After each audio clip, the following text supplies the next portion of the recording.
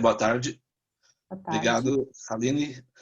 Eu gostei muito da fala do Ivan. Eu acho que ele foi concatenando as ideias, os conceitos de uma forma bem interessante, até acaba emudecendo um pouco a gente fica meio com dificuldade de fazer a pergunta. Então, talvez a minha nem seja uma pergunta, seja mais naquele estilo, fale um pouco mais sobre isso, né? Não necessariamente uma pergunta.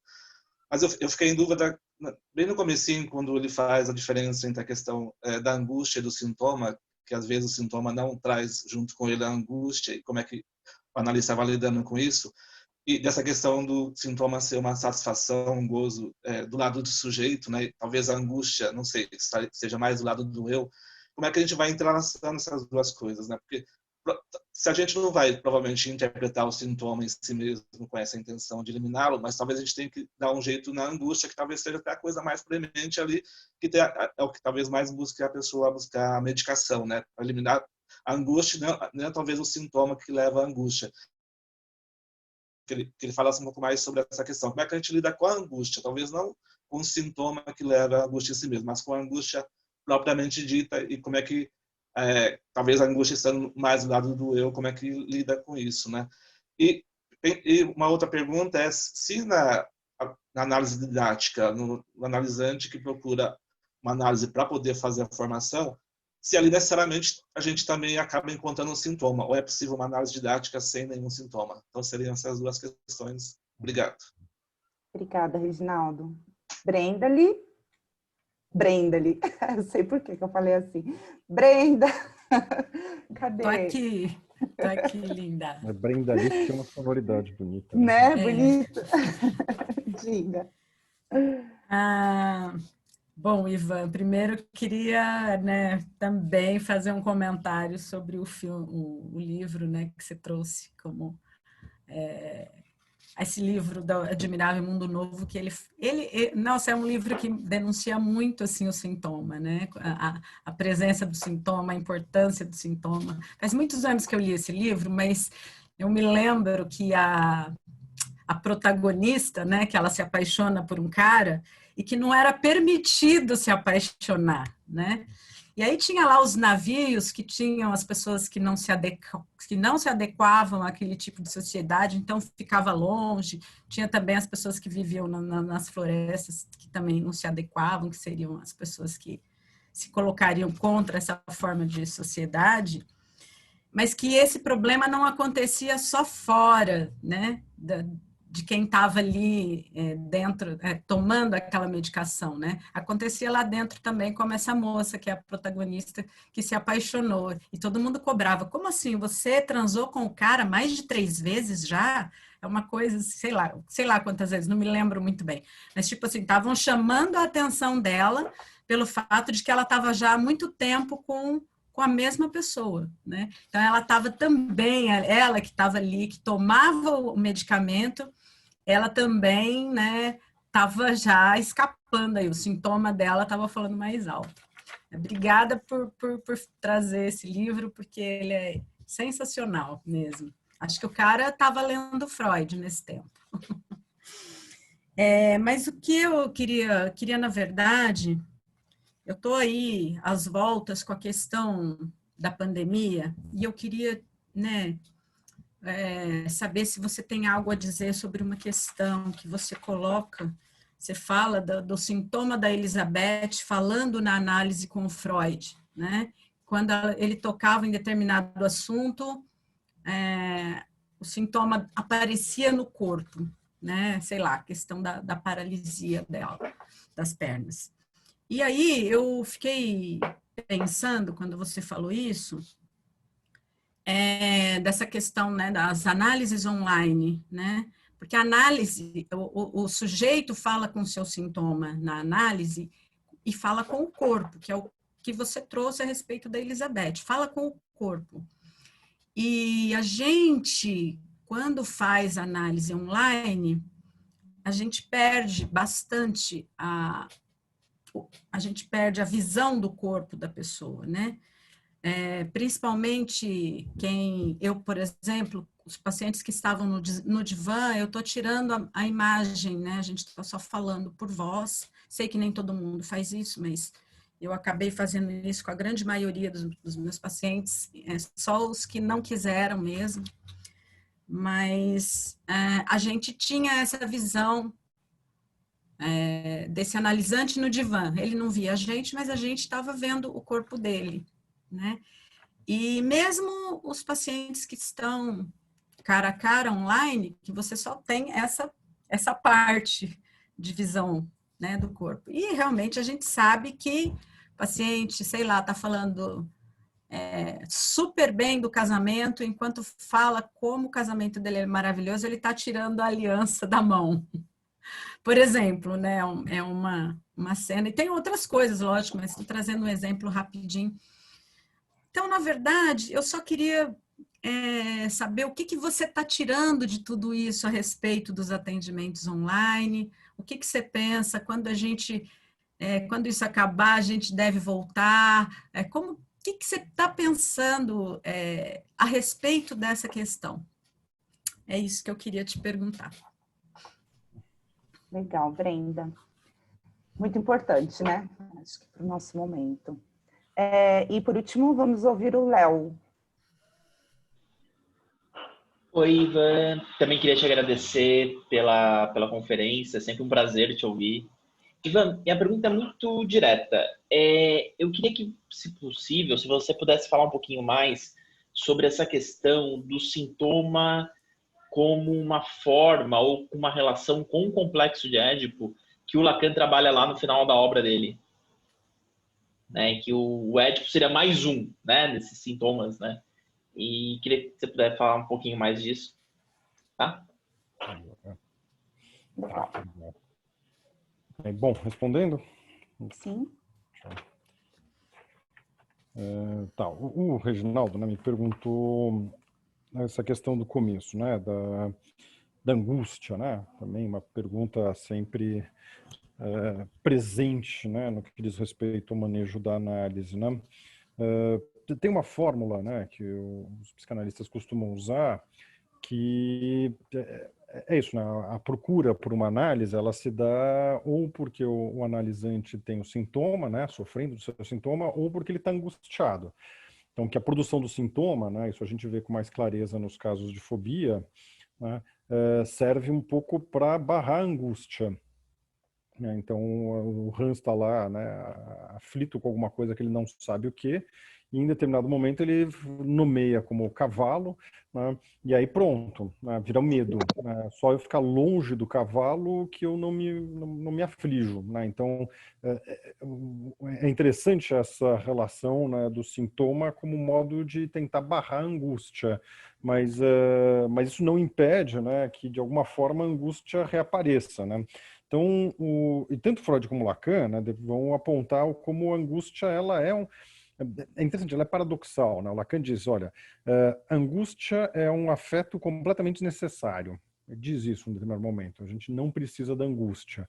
No entanto, a análise não caminha se não houver uma certa dose de angústia. Então, o analista está atento ao que a gente chama do cálculo, né, de angústia. Ou seja, uma angústia que... E é um cálculo mesmo, uma economia, né, mas uma economia um tanto assim, que você não mede. Né, o que a gente vai vendo bom, do que eu estou podendo acompanhar deste analisante, essa angústia está de uma forma que está correndo o risco de precipitar uma passagem ao ato, né? E aí o analista vai intervir daí, né? Ou, ao contrário, ele está desangustiando, né? E desangustiar também é um modo, às vezes, de fazer uma análise e deixar de acontecer, né?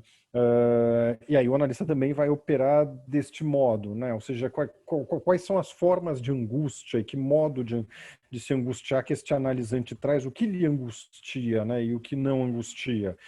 Ao mesmo tempo, tem momentos privilegiados de angústia, eu diria, assim, ou seja, tem momentos em que já é esperado que a angústia vai emergir. Né? Então, você tem essa angústia que vem, de novo, do cotidiano, né? Morte, pandemia e coisas assim, mas você tem essa angústia de certos momentos da análise, onde o analista, de uma certa forma, é quase como se dissesse, olha, tá, é isso né? Ou alguns, né, Dominique diz isso, olha, é a hora que a gente dá a mão para o analisante e vai puxando ele. Então, o fato é isso, assim, a angústia está presente, ela é necessária na operação da análise, mas o analista atento a como maneja essa angústia naquela transferência específica, né? Mas o fato é que é interessante isso, o sintoma tende a ser um jeito de recobrir a angústia, né? De não... por isso que a gente diz, olha, o sintoma é um jeito de tratar a não relação sexual, né? Mas ele também não dá conta, né? A angústia começa a emergir a partir disso, né? Não sei se responde um tanto da sua pergunta, Reginaldo. É uma pergunta importante, né? Assim, o Lacan resolveu dedicar um seminário inteiro, né? Olha, ficar um ano estudando esse afeto, porque ele é um afeto para a clínica, né? E ela é uma marcadora, como ele diz, ela é um aviso da presença do real, né? Então ela se torna bem presente no final de análise, né? A gente fala o final de análise lacaniano, ele é muito cruel, né? Ele é muito pesado, assim, né? E ele é marcado por uma dose de angústia muito grande. Aí tinha a Brenda, né? Eu também de acordo, viu, Brenda? Eu acho esse livro também formidável, né? E é isso, né? O que é interessante desse livro tem a questão dos selvagens, né? Ou seja, a gente, né? Ele identifica a gente do lugar do selvagem, desse que está de fora, né? O selvagem pensa com a nossa lógica, esse que está de fora daquela sociedade, né? E o final trágico, né? Não vou dar spoiler para quem não leu, mas o que ele diz que é o que acontece com o selvagem. Mas a sua pergunta, né, principal, né, que a questão da análise online, de fato foi isso, né? Durante a análise online, ela vem acontecendo já há um tempo, né? No início com uma fortíssima resistência, né, dos psicanalistas, né? Os dispositivos estão aí online, é possível, não é possível. Depois de um tempo, essa resistência começou a diminuir um tanto, né?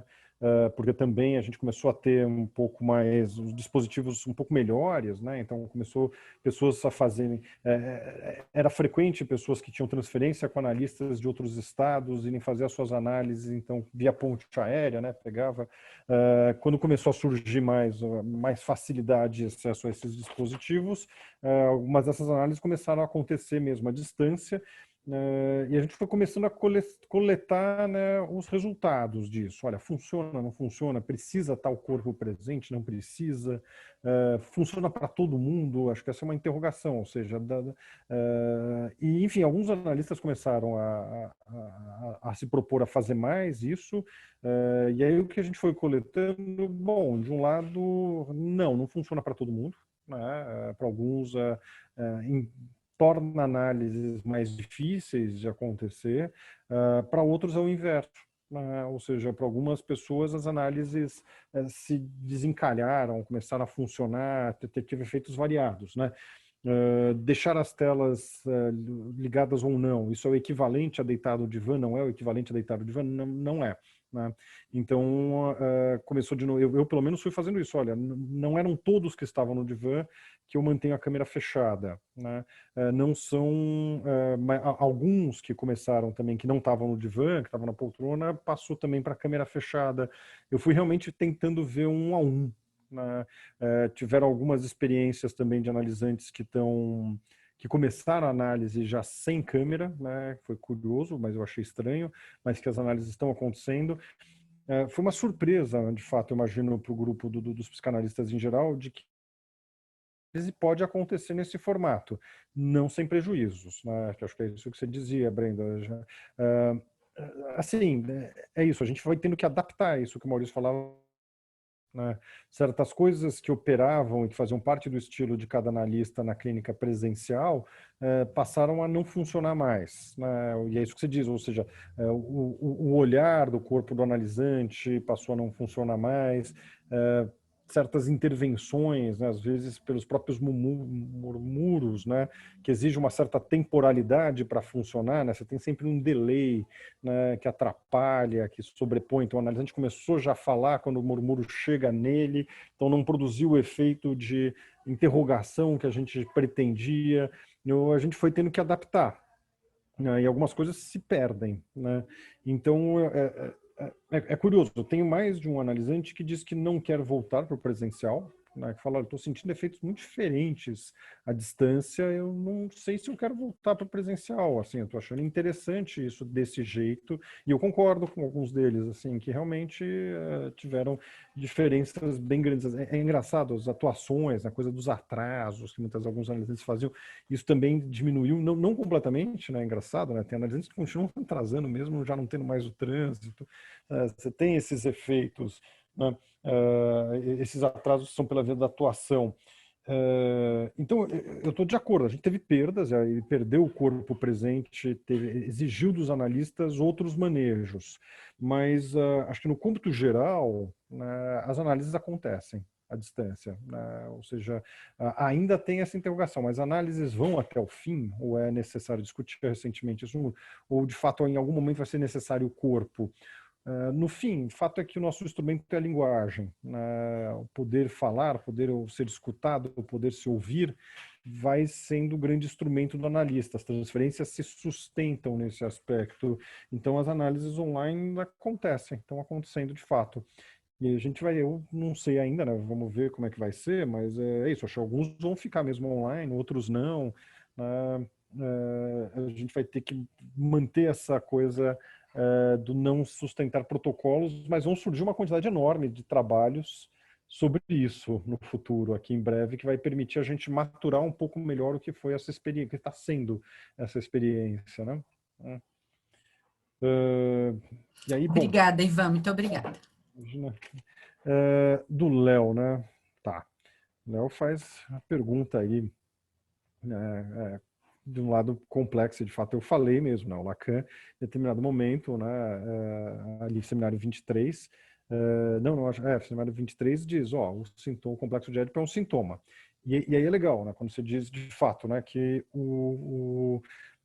passa a ser parte de mais um sintoma, né? Se, de uma certa forma, o Lacan, durante um tempo, vai pensando em modos da constituição psíquica, né, e de estruturação, quando ele chega na teoria dos nós, isso dá abertura para ele dizer que, olha, isso que a gente vinha trabalhando até então talvez seja um modo só, mas isso abre para uma pluralidade de outros modos de estruturação, né? Então tem até essa interrogação, Joyce é o quê, afinal de contas? É um psicótico, não é um psicótico? É um louco, não é? Esse debate está posto em muitas posições, né? Então, e aí é interessante que ele tira o complexo de Édipo da via da estruturação por excelência, né, todos nós, para colocar numa espécie de estruturação, um processo de amarração, estruturação privilegiada, né? É comum que se estruture desta forma, mas seria um equívoco achar que toda a estrutura, todos os registros estão sempre amarrados pela via do Édipo, né? Podemos produzir amarrações outras possíveis, e nesse sentido o complexo de Édipo assume este certo lugar de um sintoma, de uma ficção que se criou, né, para poder dar conta deste problema da inexistência da complementariedade. Então, nesse aspecto, o complexo de Édipo ganha mesmo estatuto de um sintoma. Ele já não é só o ponto da onde os sintomas emergem, mas ele é em si um próprio modo sintomático, né? E o que o Lacan diz, olha, a gente pode inventar outros, né? Podemos inventar outras modalidades. E aí que ele faz uma coisa que eu não pus no texto, né? Que é pensar não só o sintoma, mas o sintome, né? Ali o sintoma com H. Modalidades variadas de amarração, né? Que passam pelo eu, pela realidade psíquica, pelo complexo de Édipo, modos diferentes, né? Então é quase como se um processo analítico fizesse um tanto isso, olha, solta os registros, agora amarra, mas amarra de outro jeito. Que jeito? E aí você vai ter que inventar. Eu, como analista, não sei dizer qual o teu jeito, né? Já ouvi analistas falando, recentemente eu ouvi uma colega minha que está em análise, falava assim, que falava, como é que era para analista, eu preciso achar um jeito de sair dessa análise, né? E a analista virou e falou para ela assim, isso você está sozinha, né? Se vira. né? Ela ficou chocada. Falou que eu tô sozinha, né? Se vira, mas é isso, né? Você vai ter que achar o seu modo. Eu não vou poder interferir nisso, de se reamarrar aí, né? Por uma outra via que não pelo complexo de Édipo. Enfim, responde um pouco. Sim. Então, a Vera fala, o complexo de Édipo estaria no lugar de sintoma ou de sintoma? Eu acho que de sintoma, nesse caso, Vera, e não de sintome. O sintoma seria justamente quando a gente consegue ir, de um certo modo, para além do Édipo, desmontar essa amarração do Édipo, né, que envolve a travessia da fantasia, e por aí vai. Porque é um tipo de amarração que ele falaria uma amarração que tem, ele não chama de erro, mas talvez seja o erro o termo, depois eu vou ver, mas o Lacan fala de uma falha, né? Ele fala um tipo de amarração falha que tenta encobrir o real sem dar conta disso, em que promove mais sofrimento do que exatamente aplacamento da angústia. Então, por isso, o sintoma viria como um substituto desta amarração edípica, de um outro modo. Legal. Valeu, Lica, eu Ivan. posso só fazer um pequeno comentário antes de Sim. encerrar? Ivan, eu queria muito agradecer tua fala toda, mas o comentário que você fez a respeito da minha questão, eu queria dizer que sempre faz nascer alguma coisa nova na nossa cabeça, né? E o que você respondeu me fez pensar na questão, né, que eu estava colocando um prejuízo que a análise online traz, e eu acho que de alguma maneira você me fez pensar que também pode ter lucro de alguma outra maneira. Obrigada mesmo. Era isso. Legal. Legal. E essa pergunta do Léo, eu fiquei aqui assim, ó, pensando um monte de coisa, muito legal também, que me fez pensar naquilo que você falou, Ivan, das roupagens do sintoma de acordo com o tempo, né? A gente pode pensar no complexo de Édipo como algo que tem a ver com o nosso tempo, com a nossa forma de organização social, né? Então, acho que pode ser um viés para pensar. Obrigada, gente. Obrigada pela participação de todo mundo. Obrigada, Ivan. Vamos aí para o intervalo, então, antes do Espaço Escola, acho que o Ivan precisa respirar, né? Levantar um pouquinho, acho que todos nós também, né? Não só ele, mas que ele vai continuar falando, né? São 15h51. Podemos voltar às 16h10, gente? Tudo bem? Ou vocês acham que avança muito no horário? Não, né? Pode ser? 16h10? Então, tá bom. Obrigada. Já. Tchau, tchau. Tchau.